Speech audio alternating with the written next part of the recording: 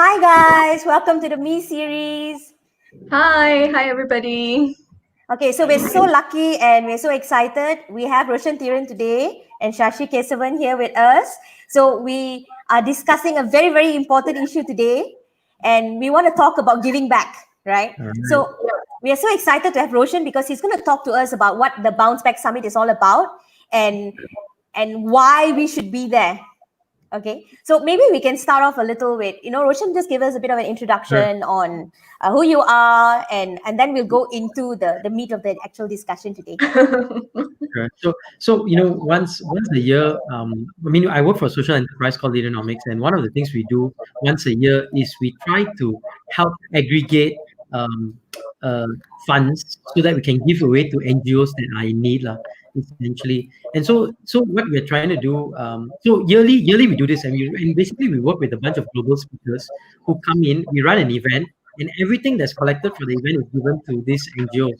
Unfortunately, this year, because of the pandemic, the events that were originally scheduled for Cambodia, Malaysia, Thailand, all been cancelled. And so, Scott Friedman, who is the co-founder of this NGO, Together We Can Change the World, together with us, we usually run this together. So we spoke and we said the NGOs still need funding. In fact, they need it even more. There's a bigger need. There's a greater demand for these things, right? And so we need to do this, but maybe we're going to do it a different way. Let's run a virtual summit. Really, let's run a summit. And I hear some noises. I don't know why. One of the mics, I think. But essentially, we said let's run this summit, but run it as a long-term leadership development program. So the idea is that, hey, we run this summit, but we don't do it as a one-off. So it happens over a period of 15 weeks plus additional 8-9 months, right? And how this works is like a series. So for the first, we're starting next week on Wednesday, and this one is free. Everybody can come. We have 20,000 seats. So 20,000 people can come and watch, totally free. But after the summit, we are given a tool. It's called Nicole, which is one of the very few learning apps that are what we call the learning experience apps. So you get access to Nicole, which is a mobile-based app. And inside Nicole, we have engagement. You have coaching. You have conversations with the speakers. You have interactions. You have mentoring. You have all the things that happens there. And then the following week, you have another inspirational session, right? And again, the first 2 weeks are free, so everyone can attend. But after that, we get better and better speakers. We got a guy, Jim Gray, who is the guy who won 13 Emmy Awards.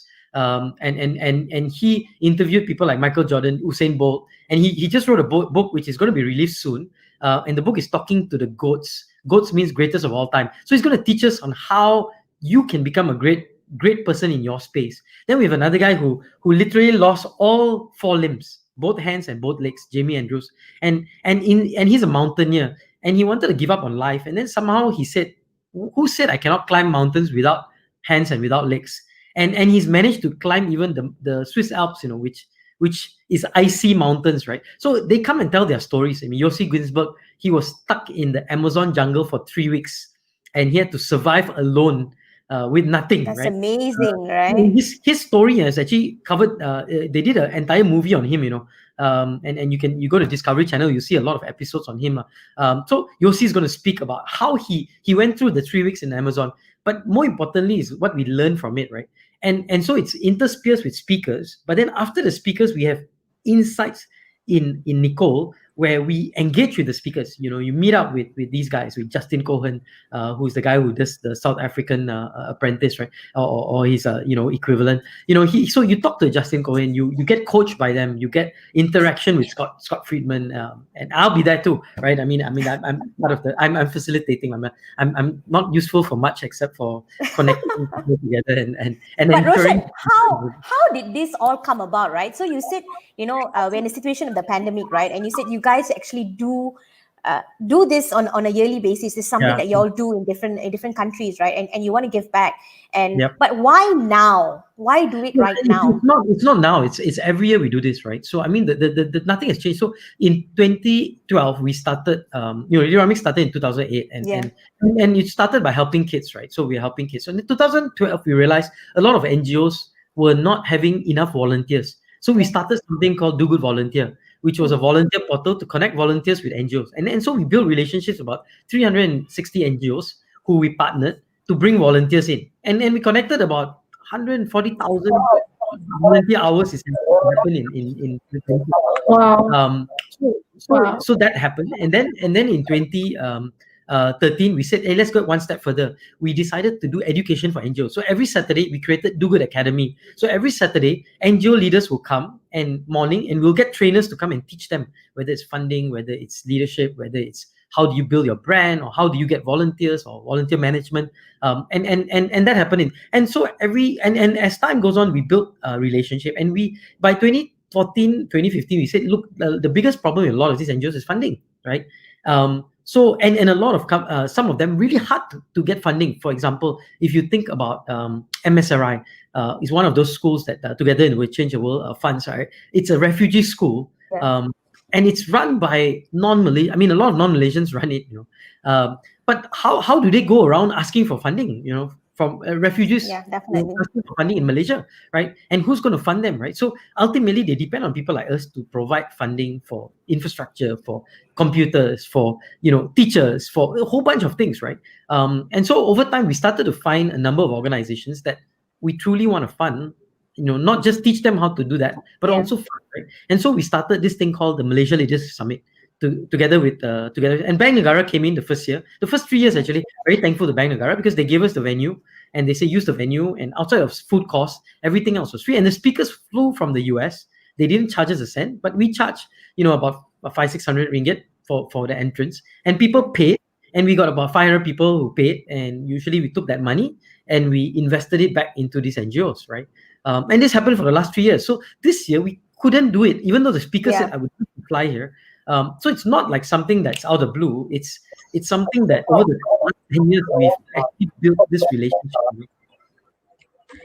So now you are actually just finding new ways to do the same thing that you used to do. So it's just like a follow-up, right?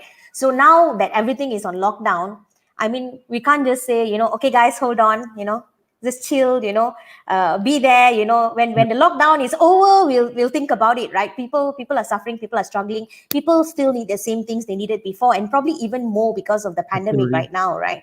But what happened behind the scenes in order for this to happen, right? So you already know, I mean, your vision, your purpose is very strong already, right? But how did you now work behind the scenes to create this thing on a virtual basis, right? What happened behind the scenes? You're dealing with so many different people, and now we're talking about infrastructure yet, right? And it's tough also, right? Because initially when Scott and I first talked, we thought we'll do a one-day summit, virtual summit, and be done with it. And then we realized who is going to attend one day, sit down one day online. It's crazy. I mean, it's not practical. And also, what's the value, one day, right? And then as we started talking, we realized maybe we can pull this as a longer term. Then it's about who's the speakers. And originally we said, okay, let's get all the big guys, the Oprah Winfrey's and all these guys. And, and then we started reaching out to these guys and we realized, okay, maybe we are not as famous as we think we are, right? But then, at the end, we still got some very prominent guys, I mean, the Jim Grace and the Yosis and so on. But, but we realized that maybe we have to team it, right? And so, one by one, we started to learn. And then we realized, hey, we don't understand how to market these things, right? Because previously, when I run it in Malaysia, I call up my Malaysian customers, hey, Maybank, help me out, Bank Negara, SP Setia, hey, and everybody's like, okay, let's take a few tickets, and we're limited, right? We are limited to only maybe 500 seats, right?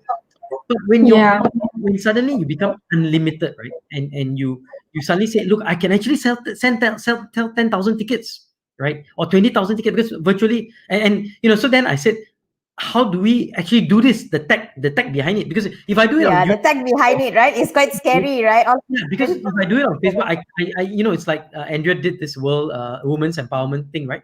But it's free, right? And look, I can't be free, right? I want to collect money, right? And if I ask people for donation, I can. It's like hit and run, right? You don't know whether people are going to give to watch and so on, and how to do it, right? And so then Microsoft came in. It's another partner of ours, and Microsoft said, look, let's use Microsoft Live, right?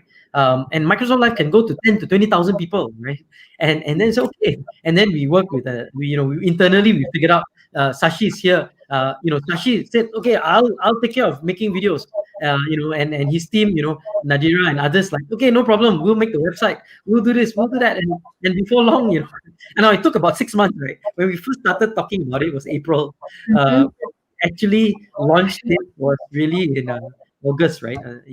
September essentially, and then getting the speakers, right? So I mean, it's a process, right?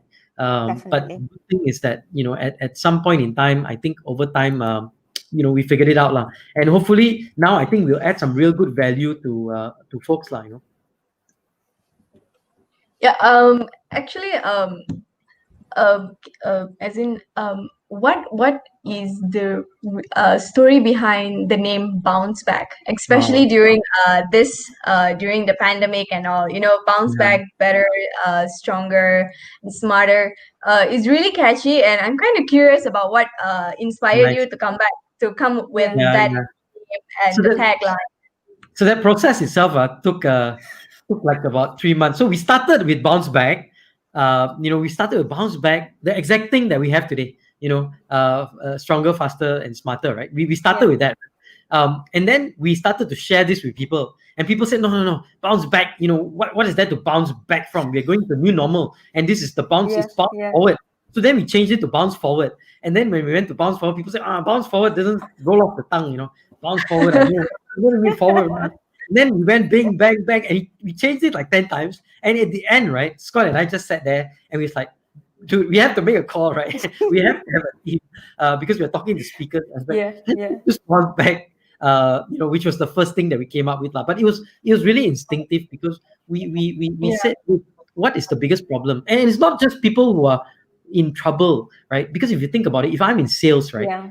I have to hit a certain target, but it's so hard to hit a target in this pandemic, right? Because I Definitely. don't meet customers face to face. So how do I bounce back to hit back to the goal? We're not talking back to the old reality. So back is in my mind, like, at least what I tell Scott, lah. I said bounce back is not to bounce back to what we were in the past. It's to Yeah. bounce back towards our goal, right? So if our goal is to ensure we transform Malaysia, which is what Leaderonomics' goal is, right?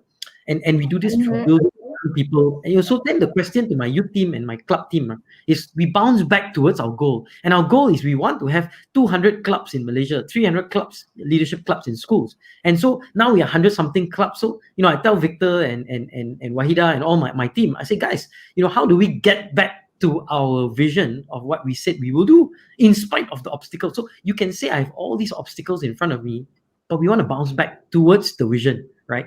And that's the real aspiration of this. It's also, if I'm in sales, what's my vision or what's my goal? How do I bounce back towards that? If I'm in operations and I'm having all these kinds of issues, or in my case, in my business, right, Leaderonomics, 95% of our business just wiped out, right? Because we do training, we do leadership development, and we do a lot of classes physically. Now, 95% of the business just wiped out like that, in an instant, right? In March, right? In April, we suddenly lost 95% of our revenue, right? Correct. And then May, and then June, and 3 months we have to tahan, right? Then we say, okay, we need to pivot. We need to pivot, and good thing we already built a digital arm, and say, now how do we push some resources? How do we push things like Nicole? How do we push things like Happily and Mentor Cloud and some of and we did all the work before, which was great. Now it's how do we sell in a different way, right? Because we don't know how to sell digitally. We have no idea. Yeah. You think about bounce back. The first thing is, how do we sell this thing? How we need affiliates. What do we know about market affiliation or affiliate marketing, right? And so we call up Divya, Cheryl, like, hey, you want to be market affiliate? We don't know, right? We don't know better, right? It's process, but I think it's a learning curve right now for a lot of us, right? Businesses, even NGOs, right? They're trying to find out what is the best way to work and what's the best way to kind of work with each other, to collaborate. So it's I think it's a very steep learning curve for all of us. And I think many organizations, be it NGOs or businesses, we kind of went into that mode where when the first MCO first happened, and we are like, okay, it's only 2 weeks, we'll hang in there. We'll hang in there. Sashi, maybe you can add, because Sashi has to learn a new way of video production, of social media, of because we are a B2B company. I mean, we work with Maybank and all the big companies, right? I mean, suddenly I'm working with individuals, and it's a very different game. I mean, Sashi, you wanna add to that, because for you was a huge learning curve, right? just to add on to the bounce back thing, I think because when you put the tagline together with it, better, stronger, and smarter, it sort of fits in together with what Roshan has shared as well, because you're not just bouncing back. Because if you hear bounce back alone, maybe you might be a little confused, like bounce back what? But you're actually bouncing back better, smarter, and stronger. And for, of course, production side, it's completely changed. Like, you have no idea. I know, right? Videos. There's probably no point of going out and shooting anymore. You have to find a new way of actually developing content and actually showing. Especially during MCO and during now this CMCO period, it's like people are at home more, and they're going to be consuming content more. They're going to be watching videos more. So you still need to create. The time where learning, one of the things that's very interesting is like, we have some clients, right, who said, look, I cannot use Teams, I only can use Zoom. Another guy says, I only want this, I only want that. And we're like, look, I'm going to add to 10,000 people, 20,000 people. So now it's like, okay, I got to work out how to use Microsoft Teams and then create like a stream from Teams into Zoom, so that the people who want to use Zoom can go there, and then create engagement from Zoom so that the speakers can see the Q&A from Zoom and Microsoft Teams all work together. I mean, that's some huge tech production that's happening, but that's what's happening behind the scenes with Sashi and his team. Yeah, definitely. Because we have so many different players, have so many different preferences, right? This person wants it to be this way, and everyone has their. I mean, like me. I mean, I'm a Zoom user. Then you have the Microsoft people, and you have the Lark, and a lot of the other types as well. But I think the important thing is that we push forward, right? In Instagram, right? Yeah. The younger generation is what, TikTok now, right? Everything is on TikTok. Have you guys like ventured into TikTok, by the way, for the summit? We actually have. We have ventured and we have fall down also, and now we are venturing and other TikToks out there as well. Okay, so I think what we should do right now, right, just to give the audience a bit of an idea about what Bounce Back is all about, we actually have a little teaser. Okay, a short teaser that I think everyone should have a look at, so they have an idea what Bounce Back is about, and it gives us a bit of an essence into what we're going to be looking at, and then we will kind of give Roshan a little bit of a hard time and make him think a little as we explore some of the themes of the summit. All right. So you might not see me return after this long. You can't run away. Come on, you're supposed to be his wingman. Yeah, exactly. All right. Okay, so I'm going to share it right now.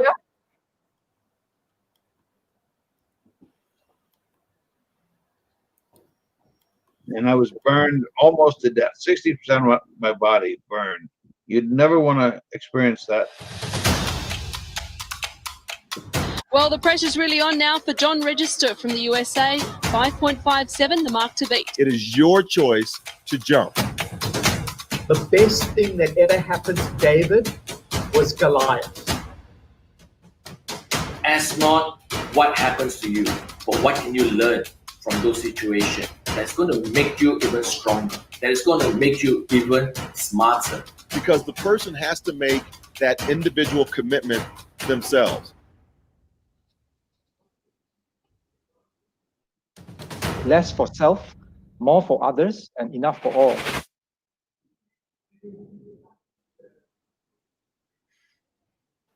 Wow, that is amazing, right? I like what he said at the very, very end, right? I love what he said at the very, very end. Did you guys catch that? Less for self, more for others, enough for all. So, just Ronald Khoo. I think with that quote, right? I think Roshan is doing that with the Bounce Back Summit. So it's really great. And can we jump into the exciting session now? Sure. Go for it. Let's go for it. Are you guys ready? Yeah, that's the question. I mean, I'm ready to jump into it, and So what we're going to do is there is like different themes during the Bounce Back Summit, and this amplified by the different speakers during the Bounce Back Summit. So we want to kind of have an idea of what these different elements are. So we're going to get Roshan, and since Shashi is here as well, right? You can help him out, of course. And I think you've had a bit of a sneak preview, so you're even more well prepared than Roshan, right? So, Divya, let's go with the first question. All right. So, both of you, if resilience is a cartoon or a movie character, who would play it, or what role would it play? Wow. Cartoon character cannot be Yeah, superhero. cartoon or even a movie character, anything. Movie character. Okay. I think I think someone like, for me will be someone like Captain America, or one of these, like basically, bad things. Spider-Man is a fantastic one. Always bad things happen to him. I mean, you think about Peter Parker, right? Uncle guy, unmade goals, and then girlfriend gets killed. Gwen gets killed. Gwen's father gets killed, and Gwen gets killed. And then Mary Jane, problem, and keeps his whole life is continuous problem. But that never stopped him from doing good. That's never stopped him from Never ending, right? Like Yeah. what they say, when it rains, it pours, right? Yeah, So exactly. I think that would be yeah. Shashi? I think he was pretending to think just now because he already got the question. Tom, from Tom and Jerry. Wow, Tom and Jerry. Because Interesting. So you're not that young. You're not that young, Shashi. No matter how many times he gets fooled with Jerry, he still approaches it in a way where he can really get Jerry So I would go with Tom having that resilience. Very, Quite very interesting. Okay, so Vyasa says, how about this character, Captain Roshan? Captain Vasa, I think there is this Captain America in all of us, right? In all of us and in everything that we do. And I think sometimes looking back to this popular culture in movies and things, it seems like so far away. It seems like they're on the screen. They are the ones doing the superheroes. But you actually see a lot with superpowers, like Andrea Zapka, for example, right? With the Global Women Summit. So then you have the Mad Summit. And you have all these amazing people, Vyasa, with this conversation that matters, the Bantu Sabah that Dato Alia is doing. So all these things actually couple together, and we actually see these superheroes in real life. So I think that's a really important thing for us to remember. And I think it's lovely that we have this team here, right? And Roshan, maybe you can tell us, looking at this team, right? What can we expect at the summit for this team resilience, right? Well, I mean, there's a few There's actually, you can see displays of resilience, right? When you look at a person like Yossi Ginsburg, or you see a person like Mitchell, or you see Jamie Andrews and John Register, right? Losing his leg. This guy was John Register. in the Olympics, and then he has a leg that snaps, right? And he has a choice: either amputate it and and have a prosthetic leg, or don't amputate it but be in a wheelchair for the rest of your life, right? And he decides to amputate it, but then his dream Olympics gone, right? And then he says, never mind, let me try again. And then he goes and he ultimately gets the silver in the para, right? Parabliks. But you see, so to me, there's elements of that. But I think what is more interesting is the research, right? Because you're going to see research, people like Chester Elton. You're going to talk about, how gratitude develops character, develops resilience, right? Develops, and then you look at white space, where Juliet Fund will talk about, resilience in the sense that using your white space to build up your character, to build up your resilience, to build up your ability to withstand the pain that is needed to push forward, right? So all these things it's an inspiration coupled with application, and that's where you get different people, whether it's an inspirational piece where you get inspired, if he can do it, I can do it, and then, or it's an application that look, this is what people generally who succeeded did, and here's the tools, right? So you get both elements of it. I think it's very important. Sometimes we only see the end, right? Where they're successful, where they're winning the Olympics, but you don't see that struggle, right? We don't see what happens in that journey. And I think when you brought John Register on the show, my mind was just blown away, right? And you can see the amount of confidence he has and the amount of love he has. It just tells you that, hey, I can do it too. And I think that's a very, very important learning. And sometimes it's like coaches, right? It's not to say we don't know it, but we need someone to like point it out for us. We need to sometimes live through someone else to actually see this happening for us, And I think it's very important for us to to look back at all this, and they're not just stories, right? They are real life things that have happened. It's not something that someone has just written, beautifully, it's real life stories. So moving on to the next question. Sure. Divya, let's go. If leading with gratitude was a personality, what would the personality be made up of? Wow, leading with gratitude is a personality. I think part of the personality will be things like humility, and sometimes it's strange. I always tell my when I was just teaching a class. I don't know, Sashi, whether you're in a class. I said that sometimes the best thing you can do, right, to lead, is to say you're the stupidest guy in the room. Because when you say you're the stupidest person in the room, what you do is you ask the stupidest questions, right? The questions that nobody want to ask, right? But also you're willing to listen to everybody because you are the stupidest guy in the room, right? Which means that everybody else is smarter than you. So you start listening to everybody, right? And to me, part of leading with that is to have that humility, lah. And I think gratitude is grateful that you can learn from everybody, grateful that everybody is going to bring in something to the table. So in a business context, lah, you start with that. Then you're a lot more open to ideas and really insights, lah. Because otherwise, you say, if you think you're the smartest guy in the room, then nothing to listen to, lah, right? Because you will probably have the best ideas of a lot, lah, right? So I think simple things like that, lah. You're leading with gratitude starts with humility, lah. And humility starts with being the stupidest guy. Call this creating a belief, lah, that okay, I'm the stupidest person in the room. That means I have to keep asking questions, lah, and I have to learn from everybody, lah, because they're all smarter than me, lah. So it's simple stuff like that, lah. But I mean, there's millions of other ways, but I think that's an example of how you can portray a leading with gratitude piece, Sashi, you want to add to this? Yeah, I mean, if when you say personality, do you mean like a personality in terms like of a person or I'm thinking we are going into the superhero context, lah. Are we? Oh, okay. So you're talking about personality. So who would be your personality of leading with gratitude? Leading with gratitude. Since we've been talking so much about Avengers, let me pick an Avengers character. Avenger. Okay. Well, just now was Tom and Jerry, now Avenger. Okay.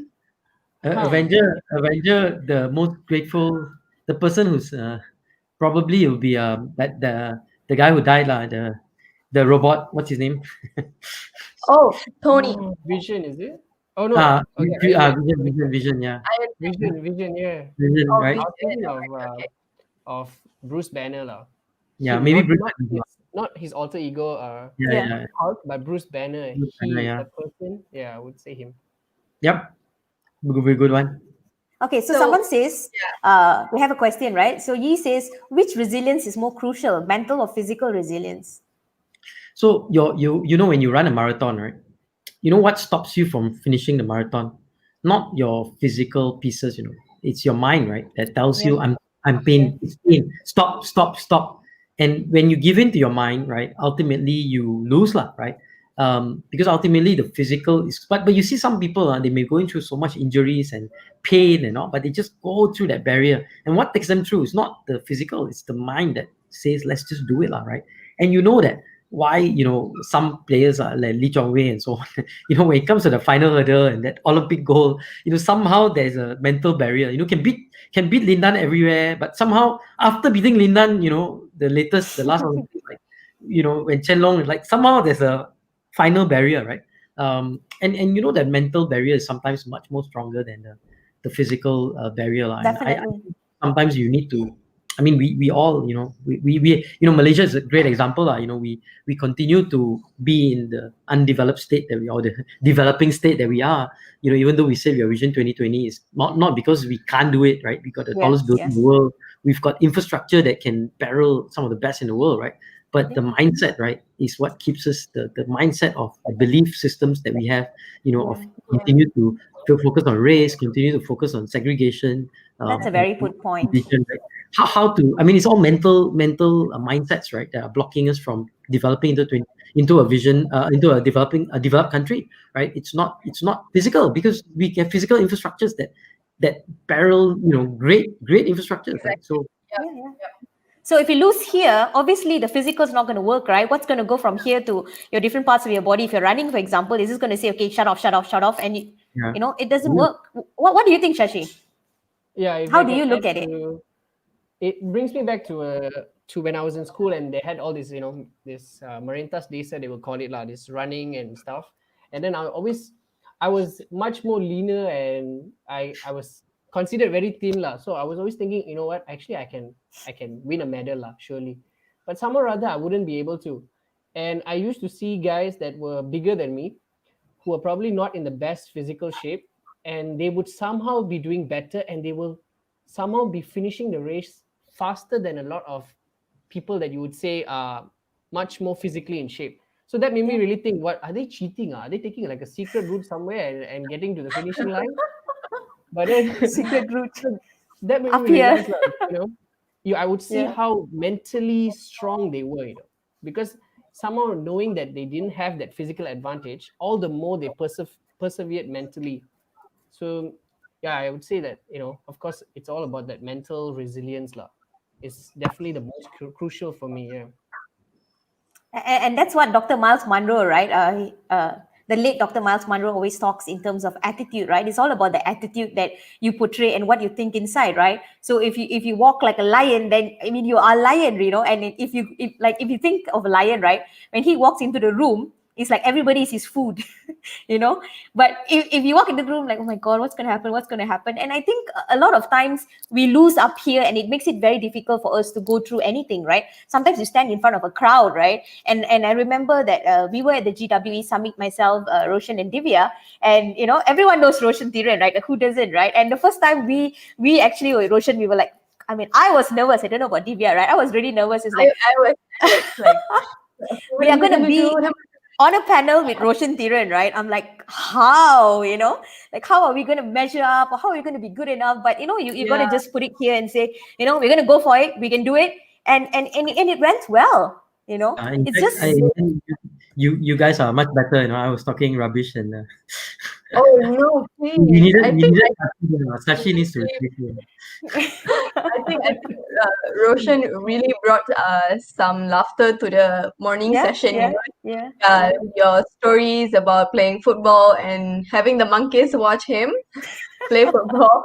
I think I still remember that story is stuck here, So definitely, I think when Roshan walked in during the GWE summit, he was the lion, and I was like, to me personally, I was like the little deer, like, okay, like, what am I gonna do and stuff like that.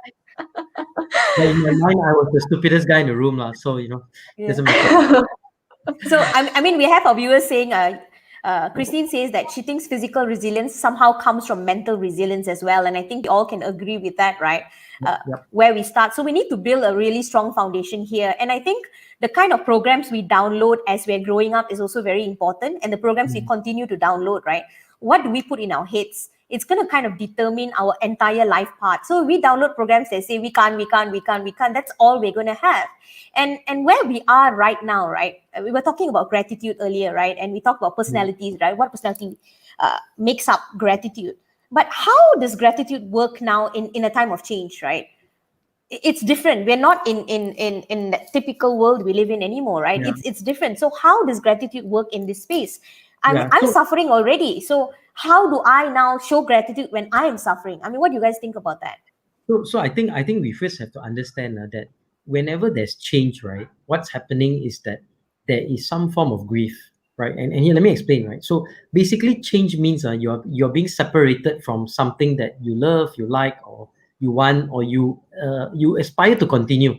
So let's say you see typically, let's say Sashi meets a girl, right?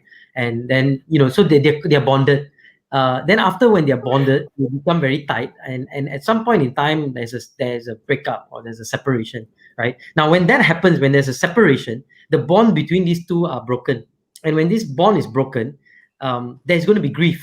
So Sashi is going to go into a grief, and he's going to be, oh, I'm in denial, why this happened, blah blah blah, and then he goes into sadness and anger and all these things. All right, now the only way to come out of that grief, right, is for you, starting point is to forgive and say, look, I forgive, right?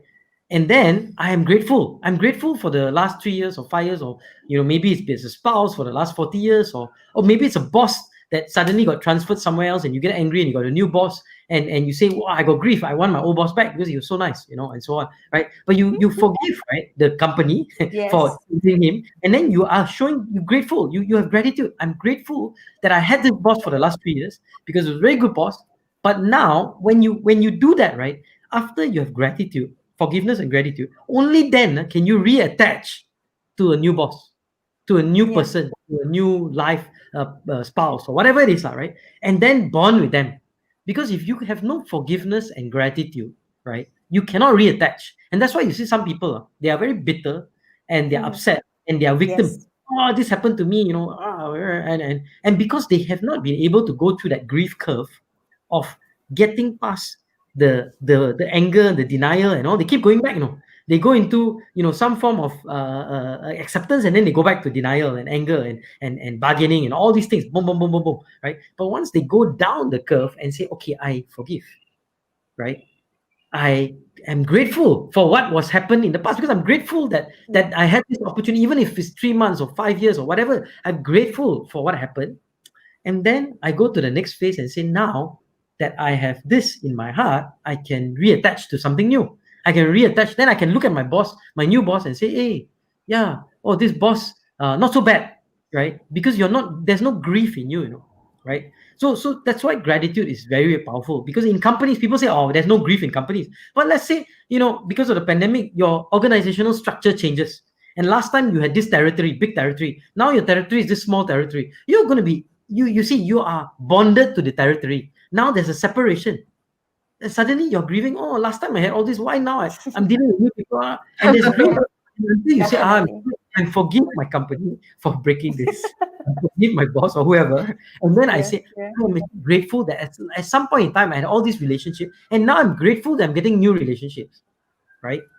Then you can reattach to these new people and this new territory and be successful. Right? Yeah. So it happens individually. We always talk about individual people dying and where there's a mourning or there's a specific incident, but it happens in companies too, right? So that's where gratitude is absolutely critical, because gratitude is the final step towards reattachment so that you can bond. And only when you bond with people can you be a good leader, right? And this is one of the things we'll talk about at Bounce Back Summit, right? It's November 25th. Chester Elton wrote the book on gratitude, right? Yes. I mean, he's the best-selling author on gratitude. And he's the guru, right? I mean, he's got like 100,000 people following him on LinkedIn. That is crazy over his book, right? And he's going to be on Bounce Back to talk just on gratitude and the importance of it. I'm giving you a 1 minute summary, sort of a review of that, but we have to understand, that all of us have grief, right? Yeah.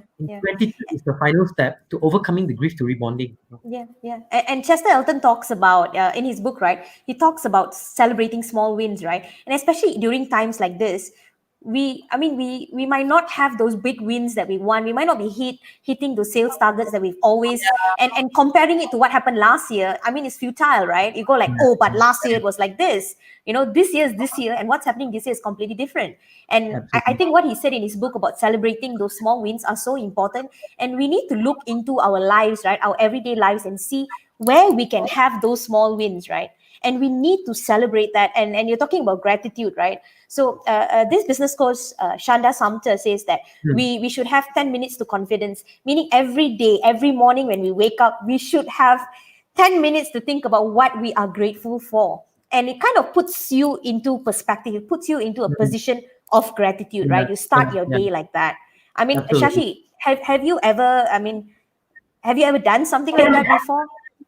Well, I've tried, but somehow it's I wouldn't say I've like done it like every day, but I can see why it would make a huge impact, I think. But I also think, like as you mentioned, like how are you going to have gratitude at this point in time when you're facing so many difficulties? How is it?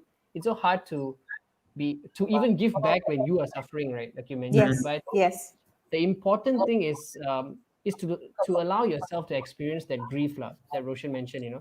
You need to experience it. You need to face it individually, and as a organization or as a community. You need to accept and face that grief. It's like every movie you watch, when the hero, he reaches a point where he's just wants to give up. He's just depressed, and then somehow he goes through that depression, and then only it gives him strength to come out of it even better and stronger. So if you don't experience that dip, and you just go from Come back up. Yeah. straight jump in, try, okay, I'm just going to push myself into my work because I don't want to think about the sadness that I'm feeling. It's always going to be there. It's never because you're not solving it, right? You're just pushing it under the carpet and going like, okay, stay there for a while, and it's just going to creep up onto you in your worst moment, right? Yeah. Yeah, exactly. So I think it can be said that going through that curve is our process of unlearning some things. You know, it's important in life to learn, unlearn, and relearn. So I guess the curve and the dip that both Sashi and Roshan were saying is a process where we learn to unlearn our grief, our issues. So actually, I'm curious. What are the small wins that you guys celebrate on a daily basis? Just very few ones. What are the small wins? You want to start, Sashi? Small wins that I celebrate on a daily basis. Well, I have this small win would be that, you know, when I get to eat a lot of my mom's home cooked food lah. So that is huge boy win for me. I get to eat healthy, and having that time to have lunch with my mom, I consider it a win lah, because I think most of my colleagues know when I'm in the office, I don't stop to eat. I just like go like a machine.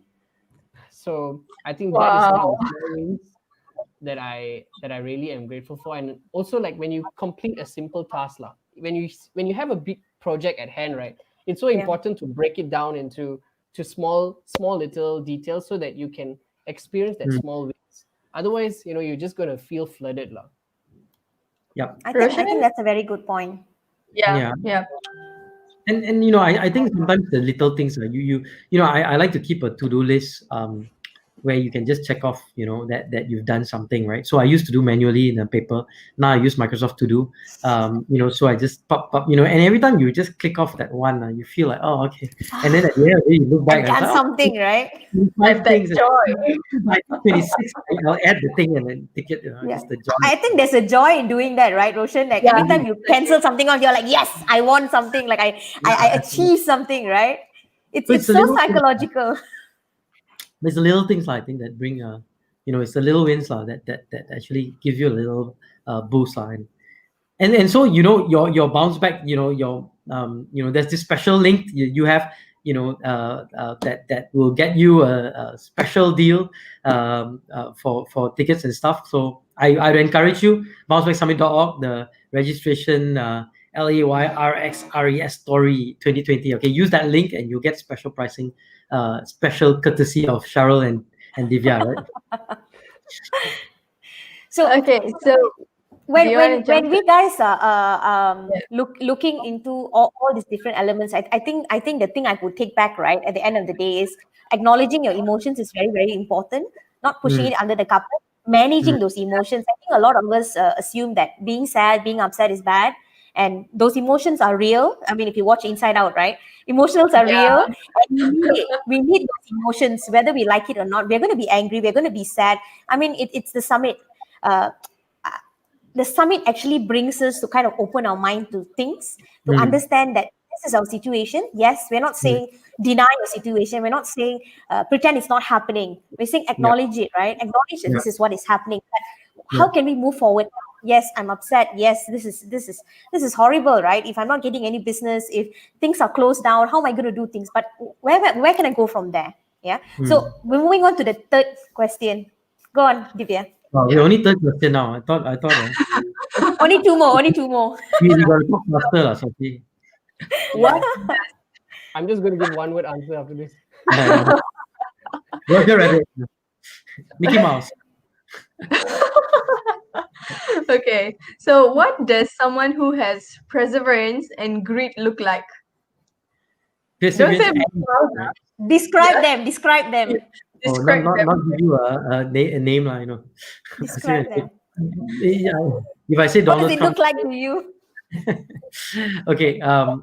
No, I think you know, sometimes the hardest thing is to see a person, see grit and perseverance are something internal.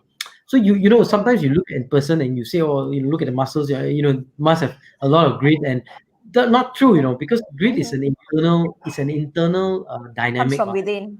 Yeah, and it's the person who is able to, you know, with like what, you know, in Malaysia we say tahan, right?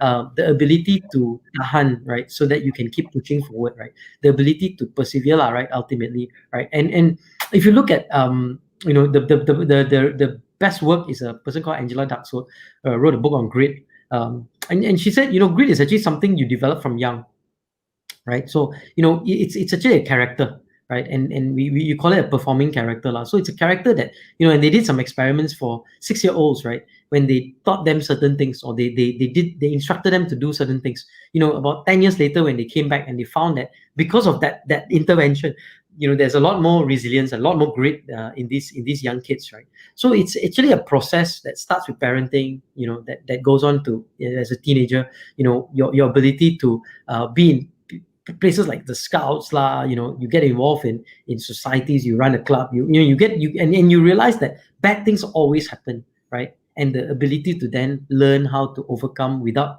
going into some kind of breakdown, you know, and say, let's be calm, let's figure it out. And as time goes on and you develop more and more this ability called grit, right?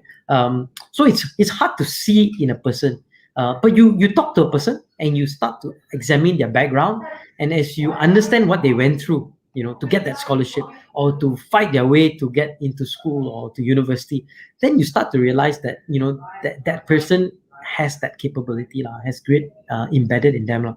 So it's not something you can see, but it's definitely something that over time you can discover by the dialogues that you have with people, you know. At least that's my perspective of it. So would you say it's something you can feel from a person, their essence of who they are? Yeah, I mean, to some extent, I don't know whether it's feel. I think it's more of you can sense that they have, and it's in the simplest way is, you know, whenever I get new hires, they all come to work for me generally. We have this SWAT team that works for me, and then after a while we move them into the business unit. But you know, when they spend time with me, within 2-3 months, I know whether this person is got grit, lah. You know, can be able to be somebody who's going to be successful in the company or not, lah. You know, and usually if they're not, I'll give them a lot of hard time, lah. You know, essentially until we can develop that capability. And sometimes they get fed up and they walk off, or sometimes they say, yeah, I'm going to figure it out. And I've seen many people that may have come with not, you know, haven't developed that capability, but had the say, I'm going to fight it through. I'm going to figure out how to learn this, and they do, lah. And when they do, then you start to see them really start to scale the mountain. Yeah. So I think like Roshan said, right? Sometimes when people don't really come in with high perseverance and grit, I believe that it can be learned over time. But it just takes one simple thing. It's your mindset. Can I say that? Yeah. So Sorry, I'm muting myself. yeah. Sashi, you want to say that? You're also muted, Sashi. Sorry, could you repeat that? Go I was ahead, distracted Shashi. by some noise that I sound Noises, yeah. Seem to be hearing a lot of laughter. Right, what did you say, David?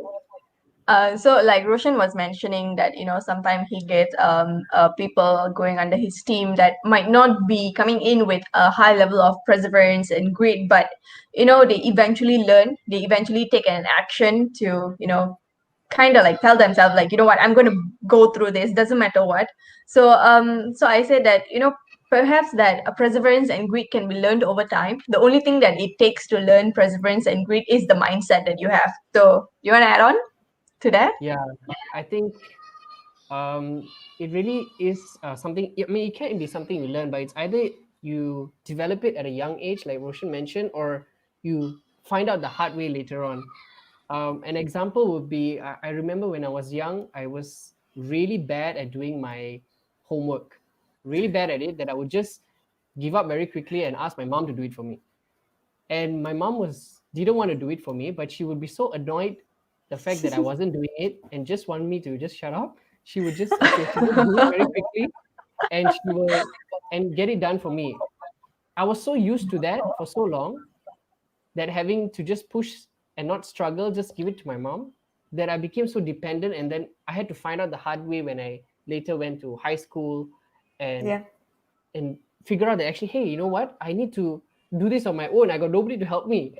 And you really struggle and you feel like it's a very terrible experience. Like if you have not, if you've been so used to being pampered in a way, that you struggle and find out the hard way. Yeah. See what a great mama boy, what a great mama boy he is.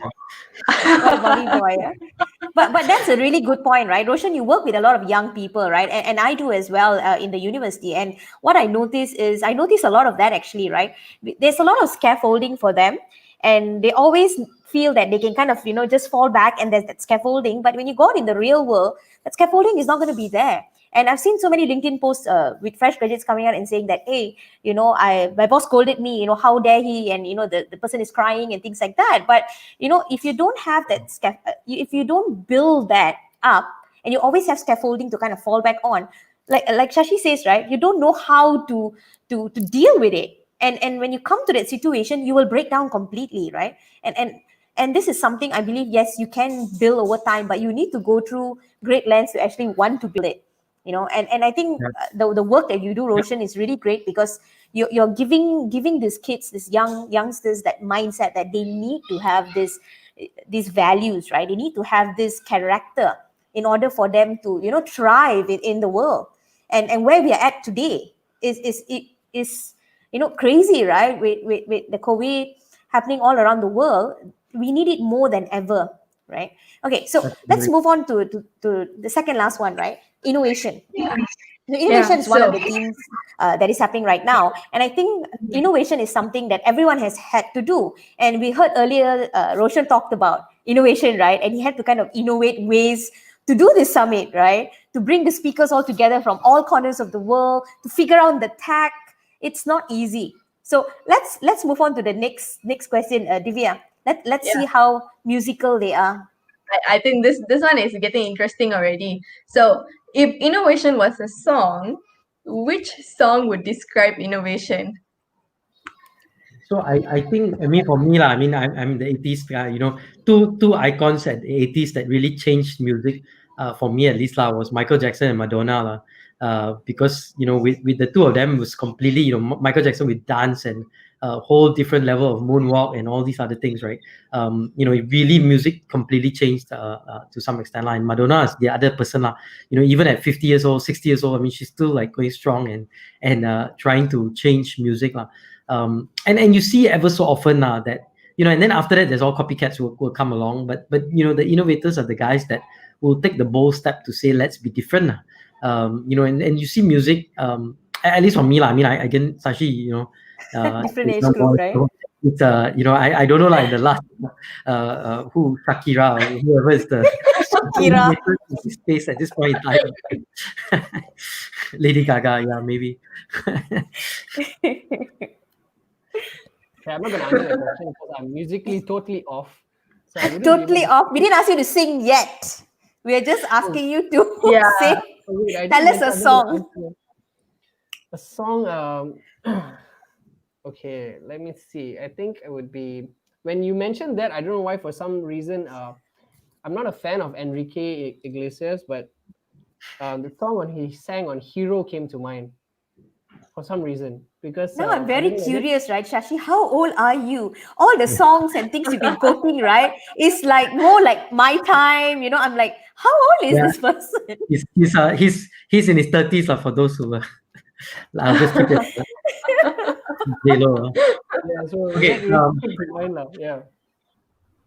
So which song specifically? Hero, if I'm not mistaken. Yeah. What part of it do you feel that it gives the essence of the I can be your hero, baby. Yeah, that part. I feel like, regardless of whether he knows whether he can be the hero, he's going to find a way to be a hero. So that is like, he's going to innovate. He's going to be the person that person, so that he can be that hero. Yeah. And I think Madonna and MJ as well, right? They did that constantly, and they kind of reinvented themselves throughout decades, right? Yeah. Over and over again. Even Michael Jackson's the final tour when he died, right? I mean that. No, I mean you watch. This I is mean the it. kind of dances that this. I mean the dances and the things that he was trying to do is incredible. His For his age, grit. Wow. he's a 50-year-old man. So like almost as old as me. But okay. Shashi, Anyway. did you see that, Shashi? For some reason, Shashi kind of looks like Enrique God. himself. Wow. You got a fan, man. Sherry. Okay, Shashi, you're available. No? the last one on this list, right? Okay, so this Divya. is my favorite one. This is definitely my favorite Roshan, one, and you guys cannot escape this. don't disappear. Don't tell us the connection is bad and things like that, right? Guys, Yeah. this is going to be the one we're waiting for. Yeah, okay. Sing us the song that signifies personal transformation for you. The one that transforms your energy level. Yeah. Oh, I mean, Like, this is my song. yeah. I mean, I've got a few lah, right? There when I was younger, there was a song by Gabrielle called "Sunshine." Ask me, I can't say for myself, but I mean, it's sunshine. Basically, whenever the word sunshine comes, you feel motivated. But I think the one that I really like is "Greatest American Hero." And this is a song. I mean, it's actually a movie by this crazy. I mean, not a movie, a TV show called "The Greatest American Hero." And the song is just uplifting, lah. Again, I cannot remember it, but every time I listen to it, I get excited. But What's the song? What's the song again? Tell me, please. The Greatest American Hero. The Greatest American have Hero. You, have you heard of that before? No, actually. Oh, okay, The okay. theme song, is it? Are we talking about the theme song? Of the Greatest American Hero. If you let me see if I can pull it out here. Believe it or not, right? Believe it or not. Believe it or not, you're walking on it. That song, lah, yeah. So that one really gets me all the time, lah. And it's one of those things that really uplifts me. So I have a playlist on Spotify. I can't even remember what my playlist is called. Something like Roshan Thiran Rocks. It's my playlist.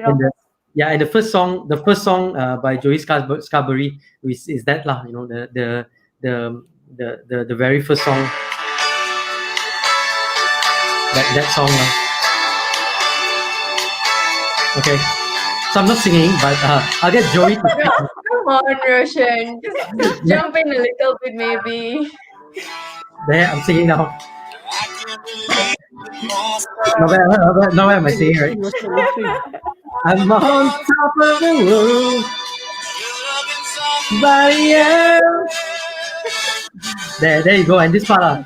Oh, I know this. Walking on it. God, I can see it.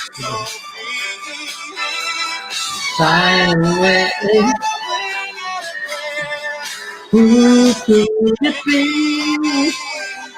Believe it or not, it's a sweet. All right. There you Love go. that. Actually, I've heard of that before. When I heard the chorus, then I was like, I know that song. Yeah, same. So it's Shashi's turn now. Oh, actually, the kind of songs that I listen to, I think I can't play here, lah. He's What? Talking about Metallica, Nirvana, I do Black listen to Sabbath. in Spotify, all is tagged as explicit one. I do like Kendrick Lamar. Kendrick Lamar, who's a rapper. Kendrick Lamar, yes. One of the best rappers, actually, authentic. Yeah. But something that I can sing for you guys would be, I don't know if you've heard, I think this is a very old song, lah, but I got to know it from a movie. And then I Googled it to find out. It's called Somewhere Over the Rainbow. Uh-huh. It's an awesome. Let me play it if you guys haven't listened. And Shashi will sing along. Oh no. Yeah. Okay. Oh, the ukulele. Yeah.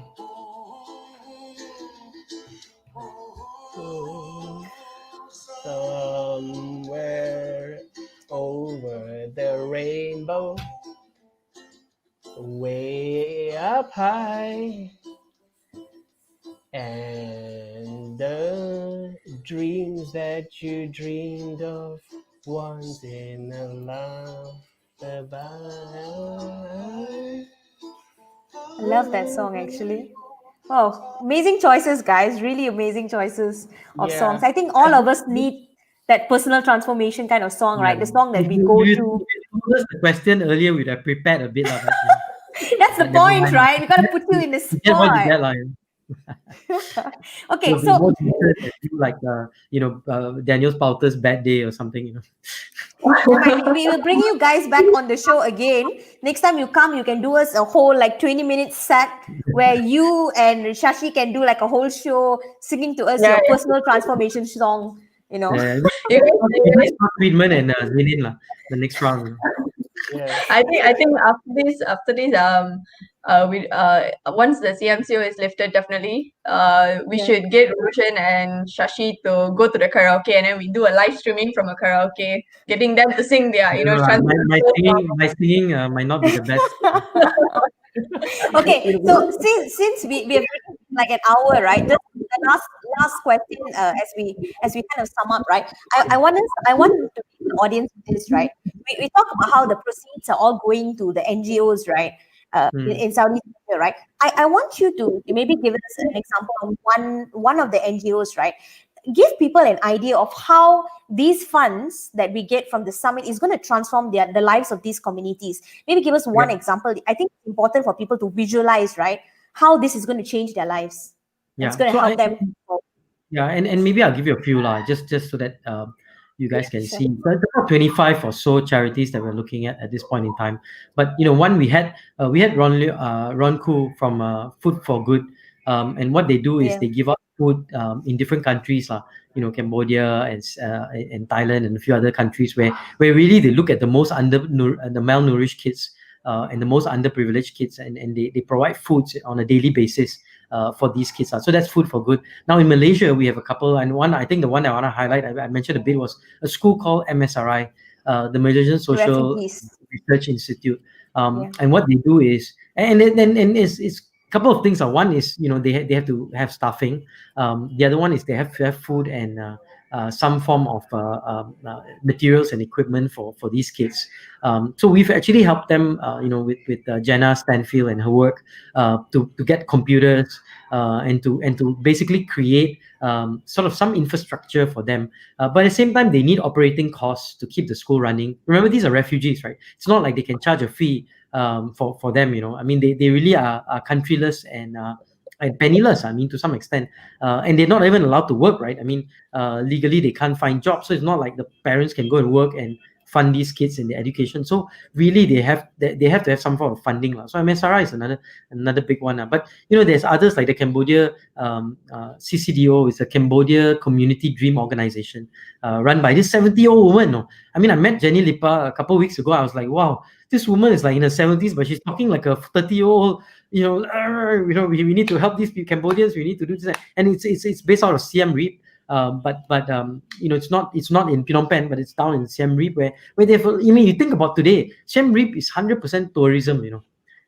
With this whole pandemic, how are they even going to afford anything at this point in time? The Cambodian Dream Organization comes there and helps them. I mean, there's also a couple like Buklat Kalinga in the Philippines.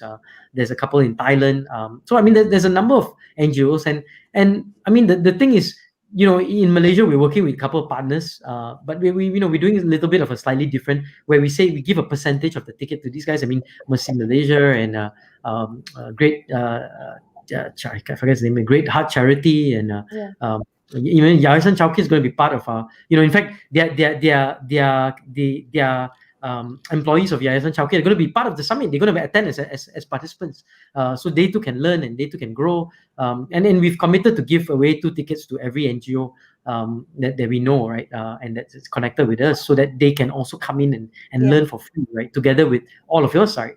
So it's not just an opportunity to interact with other like-minded, but also to interact with community leaders, to NGO leaders, and so on and so forth, right? So, so I mean, there's a mishmash of different NGOs from, generally it's themed around youth or children and women.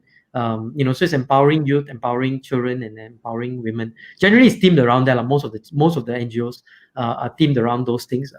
Together with Change the World also focuses a lot on eradicating poverty in youth and children, and empowering women. So again, we kind of align in terms of what we are doing together. We can change the world, which is the US-based NGO. Although today, I was just speaking to Scott and the team down there, and they're still very stressed about Joe Biden and Donald Trump. So they still, the Americans take a long time to figure out who's president, So they're going through the same Undi Rosa and postal votes. all the I wonder if they have blackouts as well. They don't have blackouts, but they have a water supply being cut or something like that. So there you go. So it's a maybe the US is becoming a developing country. Okay, so we've already hit 1 hour. So as we're going to end our session today, right? Maybe we can hear from all of you, like, what is one thing that you want everyone's listening to us today, right, to remember when they're thinking about whether they should, buy a ticket. And what about those who cannot afford? What is another alternative? They can't afford the USD 120 for the all access pass, right? Can they maybe purchase one session, for example? Maybe you can give them a bit of the information on that. So yeah. So I think firstly, and Sachi, maybe you can share the link. We have free sessions. So we've got the first 2 sessions free, so everyone can come, right? So it's a very simple session. We'll share the link here also, so you can see it. But you can attend the free session, no problem, right? So that's the first 2 weeks. That's coming up Wednesday next week and the following week. So attend the session, right? Now, if you want to purchase one session, sure. You really want Jim Gray, or you really want Immaculée, who's a Rwandan. Immaculée is another amazing speaker, right? Oprah Winfrey, says she's one of the most inspirational persons she's ever met, right? And you want to attend immediately, so just pay $15. I think it's for one session. But I highly recommend that, especially if you remember 100% of this proceeds go to charity. It's 500 ringgit. If you really cannot afford it and you want to attend, shoot a note to Sashi and myself, and we'll find a way to get a sponsor, or we'll find someone to help you out, right? And work something out, not a problem, because we want as many of you to attend as possible, right? So it's bouncebacksummit.org, but the free session, it's let me get the link for you in a little bit. That's it's bit.ly /BB. So we'll get the link to you in a second, and post it out for you guys. But attend the free session, and then see how it goes. And I think it's life changing, right? So I think if you think about it, 500, for 500 ringgit, it's in that, if you think about it, one whole year for 500 ringgit, it's not really a huge investment. Not that much if you break it down by 12 months. It's a couple of dollars. And they're also going to have this they're going to have the coaching as well with Nicole, right? Absolutely, so maybe you can tell them a little bit about how Nicole works, so they have a bit of an idea. You get access to a very cool tool called Nicole, right? And Nicole itself is like 100 US, right? So essentially you're getting Nicole and the Bounce Back Summit, right? And Nicole essentially is LXP, right? So you go into Nicole, you get your personalized feed, but at the same time you'll be part of the Bounce Back community. So like Facebook, right? You have part of a private group where you can talk to the speakers. You can have live. There'll be live stream with the coaches and with sometimes myself. I'll be doing some live streams. In fact, I'm going to do one on Monday. You can essentially get all this, right? And this is for 1 year, one full year. So starting now, November, all the way to October 31st, 2021. You get access to Nicole for one full year, right? So just the tool itself, I think, is worth the price, right? But on top of that, you get coaching. On top of that, you get the speakers. On top of that, you get the community, right, to learn together, right? So there you go. The free sessions are there. bit.ly bb kickoff, and you go there and register, and you get access to the free sessions. You can sign up for the first session, which is this coming Wednesday at 10 a.m. So I'll be there with Scott Friedman, and the speaker is a guy who is very, very famous in Africa, a guy called Justin Cohen. Amazing speaker. You go and Google this guy. He helped top presentation. He top celebrities and others to do presentations, right? To refine their pitch. And his famous book, Pitch, I forget what. He sent me a couple copies of his book. I was like reading. I was like, this guy is the guy, right? I mean, you got, and he's going to talk about transformation, how you can start your journey of transformation, right? So I wouldn't miss Justin, and it's free, right? So you just go to this link over there, sign up for free, and you attend. No charge at all, right? And then see if it makes sense, and if you like it, and if you say I really can't, shoot me an email, or shoot Sashi an email. Put Sashi, give them your email, especially if you're a girl, single, available, send him your note. And, I think that would be a different email address. Roshan is doing a lot of cheerleading for you today, huh, there you Shashi? go, man. Sashi. Yeah. So, Sashi needs a date for the weekend. Shashi, do you have anything else to say to the audience about the Bounce Back Summit before we end today? Yeah, I think if, very simply to put it, you get to learn from like global speakers that have actually been through a bounce back situation where they have come back even stronger. And you get, Nicole, a learning community. I think earlier you mentioned also sometimes that what we download in our mind, right, is so important. Yes. And now with Netflix, sometimes we get to download a lot of rubbish. And we are constantly consuming certain stuff that become a habit. But what I realized with Nicole is that it's so different because you now have a community of learners that actually we encourage and learn from each other, which is a huge difference maker. And then on top of that, you're actually changing lives of so many communities in Southeast Asia. And these communities really, really need help, especially now with the current situation. Divya, last words before we close for the night. Yeah, definitely. I mean, I'm definitely very happy to be supporting Roshan and Leaderonomics, and together we can change the world to, because I can't do such a big thing. Like just like how my LinkedIn banner says, if I can't do big things, I will do little things that will eventually be big. So I can't be doing a summit this big. I I remember a group of 10 people. We managed to save $400 for an NGO called Dapo Jalanan Kuala Lumpur, who I know the head of this one for a few years now. So 400 ringgit, 8 people, and that one was like, we're students, that's a lot of, it's a big money for us, to give to one NGO. And now thinking that I'll be supporting these guys to support 25 NGOs. It's amazing. Like, I don't see why people shouldn't support.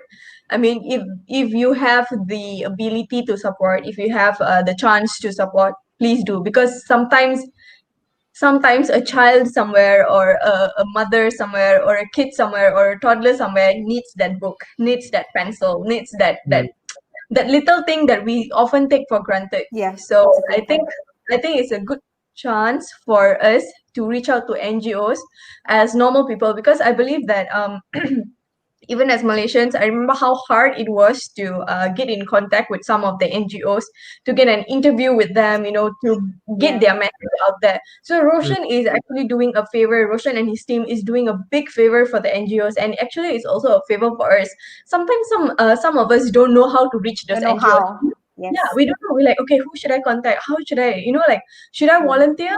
Or should I do this? Or what do they need? We don't know. How can I help? Yeah, how can I help? So now that there is this platform where you can do it without having all that hustle, that chaos, all that callings and numbers, wrong emails. You can do it in a much simpler way. So I think people should definitely take up this opportunity. And it isn't just about helping. You're gaining a whole year worth of education and knowledge. So I think this is good, and I'm excited, and I'm very glad to be a part of the supporting team for this Bounce Back Summit. So guys, lift as you rise. Lift the people around you, your communities, right? These NGOs, and as we rise and we learn, personally we develop, we're also helping others. I mean, what a better way to live than to do that, right? So signing off, I'm Cheryl, with Divya, Roshan, Shashi. Good night, guys. Bye-bye. Thank you. Bye. Watch us next week. We're having a session on Unlocking Gratitude with Dato Alia Karen as well as Alex Tan. So watch us then. Bye, guys. That's also going to be a great one. Bye, guys. Bye-bye.